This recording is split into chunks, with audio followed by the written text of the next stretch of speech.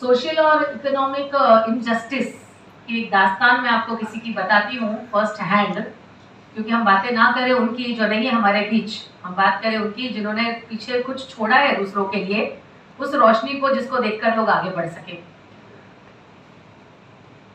Can anyone of us think of an orphan girl coming from humble backgrounds, having no male support and wading through difficulties and emerging successful in her age of seniority? Senior citizen बनने तक कि एक लड़की जिसने जिंदगी के 40-50 साल उस डिटर्मिनेशन और ग्रिट के साथ काटे, जहाँ वो एक एग्जाम्पल खुद के लिए नहीं बल्कि अपने आसपास के सारे लोगों के लिए बनी। मैं नाम नहीं बताऊंगी, मैं किन की बातें कर रही हूँ, क्योंकि मेरा पेशा ही ऐसा है कि मुझे रोज के इंटरेक्शन है औरतों के मामले के, और हर जगह अभी जो अब हम देख रहे हैं अतुल सुभाष और जितने सारे केसेस आ रहे हैं उनकी लाइट में हम अब्यूज भी देख रहे हैं। तो लॉ के दोनों ही पहलू है, बट आज हमारा तवज्जो औरतों पर है और हमारा क्या रोल है यूनिटी में। यूनिटी की बात हम देश में जब करेंगे जब हमें हमारा रोल और पर्सपेक्टिव समझ में आएगा। एक लड़की, एक औरत सीनियर सिटीजन बन जाए with limitations in the beginning. कौन सी लिमिटेशन? Economic and social. ये दो वर्ड्स को मुझे एक्सप्लेन करने की शायद से जरूरत नहीं है, क्योंकि हम सब जानते हैं इकोनॉमिक लिमिटेशन क्या होती है और social limitations for a women specially married and widowed तो क्या हो जाती है।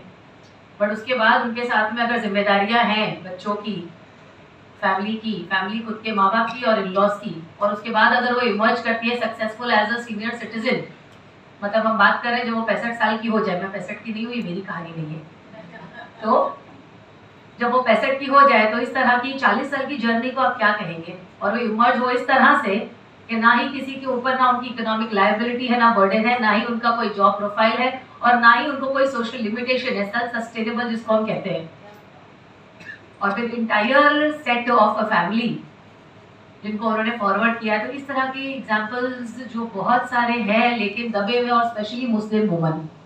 अब ये मैं बताऊंगी, ये जो मैं बात कर रही हूँ ये मुस्लिम वुमन की बात कर रही हूँ, जिसको कहा जाता है कि अगर आदमी छोड़ दे तो कोई देखने वाला नहीं है।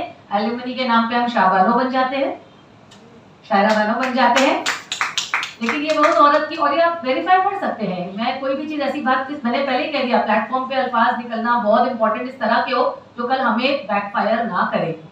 बहुत रिसाउंडिंग बातें करना जरूरी है अगर हमें इस लेवल की कुछ रिस्पेक्ट रखनी है, और ये हमारा मंच हमारी रिस्पेक्ट रखे, तो वो बातें जरूरी है वहां तक जाना जहां पर इंसान को यकीन हो कि ये वेरीफाइबल और ऑथेंटिक फैक्ट्स है। तो इस तरह के अगर केसेस हम सुनते हैं, मुस्लिम वुमन 40 साल की जर्नी के बाद अपने साथ में ऐसे लोगों को लेके ऊंचाइयों पे पहुंचा रहे जिनके तो सिर्फ ख्वाब लोग देख सकते हैं, जो रियलिटी लोगों को कॉम्प्रिहेंड ही नहीं हो सकती है कि इज इट पॉसिबल। तो पलट के देखा जाता है what could be the reason. ये तो एक फैक्ट मैंने आपको बताया, इसका कॉज कोई हम में से बता सकता है कि इसका सोर्स या इसका क्या वजह होगी जो ये औरत इस 25-30 ईयर्स से 65 की जर्नी अगर कवर करती है, और एक बहुत vulnerable, economic and social is vulnerable. तो मैं इंग्लिश में भी बहुत सारी अल्फाज यूज कर सकती हूँ, बट मैं रिफ्रेन कर रही हूँ in the interest of everybody. तो ऐसी औरत को जो इतनी वल्नरेबल है, जिसके पास absolute, I am not saying only social and economic, I am saying absolute social and economic limitations. एक ये लिमिटेशन होना और ये एब्सोल्यूट होने में अपने आप में भी एक बहुत बड़ा टेंजेंट है, ये औकात है कि खुद को खुद समझे। तो बात ये है कि आई रिफ्रेन, मैं बहुत डिसवेड करती हूँ कोई भी प्लेटफॉर्म पे बात करने के लिए, क्योंकि जब तक अल्फाज आपके अपने पास हैं आप उसके मालिक हैं, एक बार निकल गए आप उनके गुलाम हैं। और ऐसे मंच पे बोलने के लिए आपको बहुत ज्यादा कॉशियस होना पड़ता है कि पता नहीं ये क्या डिलीवर होगा, इसका क्या इम्पैक्ट होगा। आज जो चीज मुझे सही लग रही है शायद वक्त के पर्दे में वो बदल जाए, देखने का और दिखाने का नजरिया दोनों। तो इतना इम्पोर्टेंट है सोच समझ के बात करना, इसीलिए मैं बहुत अवॉइड करती हूँ। बट मैडम से मैंने पूछा था कि मैडम ऑडियंस कितना है, मुझे गैदरिंग वो नहीं चाहिए कि जो 200 लोग बैठे ताली बजा रहे। मेरे पास बहुत ऐसे है ताली बजाने के लिए, क्योंकि मेरे बच्चे ही माशाल्लाह बच्चे नहीं है, 22 साल से 60 साल के एज ग्रुप के स्टूडेंट्स हैं जिनको मैं एड्रेस करती हूँ। और अगर आप 60 साल कहते हैं तो वो बच्चे नहीं है, उनका अपना एक वजूद है, एक अपना दिमाग है। तो मेरा रोज का अगर ऐसे सर्कल के साथ बैठना है तो ताली बजाने वाले मुझे बहुत है प्लीज करने के लिए।